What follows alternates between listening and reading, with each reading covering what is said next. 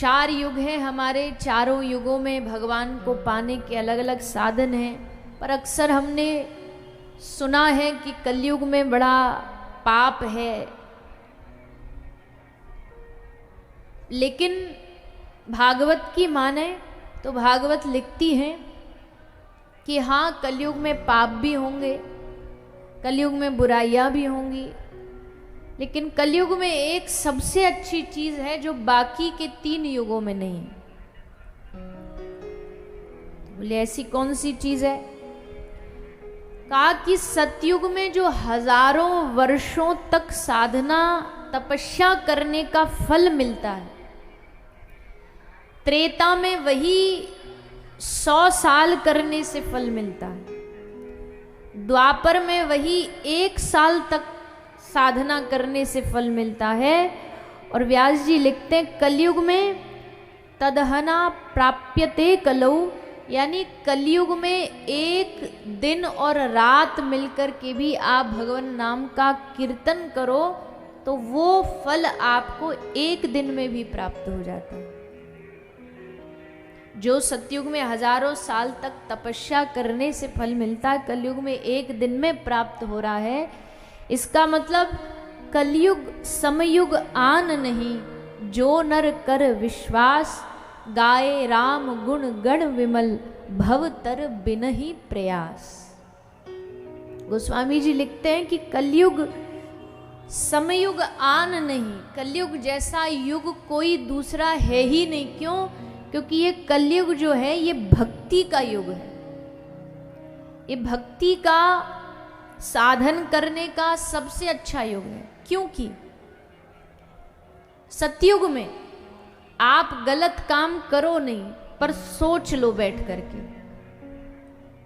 तो उस सोचने का भी और युगों में करने जैसा फल मिलता है कि भाई तुमने सोचा तो इसका मतलब कर्म हो गया, सोचने भर से।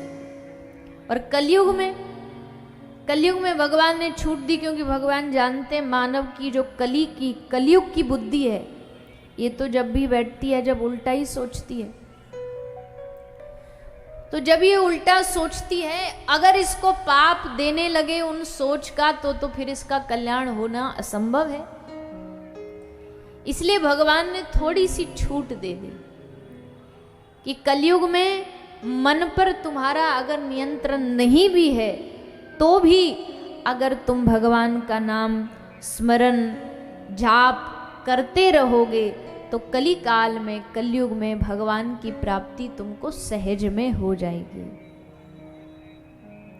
और यही कलयुग का लाभ है। कोई बहुत बिरला ही होगा जिसने कभी ये सुना होगा, अन्यथा तो जितने भी ग्रंथ हैं, महापुरुष हैं, वो यही कहते हैं कि भैया भगवान को पाने के लिए आपको ना तो घर द्वार छोड़ना, ना संसार छोड़ना, बस जहाँ हो जैसे हो आप बस हरि का भजन करो, हरि का स्मरण करो, उनके नाम का जाप करो।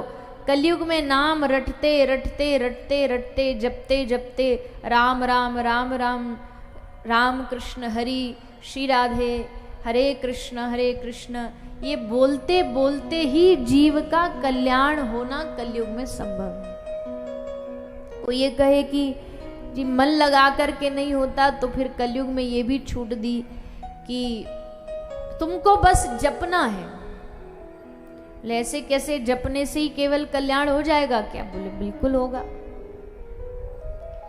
भोजन आप खा रहे हो, मन कहीं और है, टीवी देख रहे हो, किसी से फोन पे बात कर रहे हो, भोजन कर रहे हो, पर फिर भी भोजन करने से भले मन कहीं और हो पर पेट तो भर ही जाता है। शरीर को जितनी ऊर्जा चाहिए वो तो मिल ही जाता है। हाँ, फर्क बस इतना है, एक भोजन है पेट भरने के लिए और एक भोजन है स्वाद ले लेकर के खाने के लिए। स्वाद लेके खाना है तो मन लगा के खाओ, और अगर ये है कि नहीं भाई हमको तो स्वाद भी नहीं आ रहा, वह पेट भरना है, तो पेट भरने के लिए तो कैसे भी भोजन कर लो, मन कहीं और हो, बातें कर रहे हो, भोजन कर रहे हो तो भी पेट भर जाएगा। वैसे ही भगवान का नाम है, अगर कल्याण के लिए जपना है तो जपते रहो, मन कहीं भी और हो, कल्याण तो होगा ही होगा।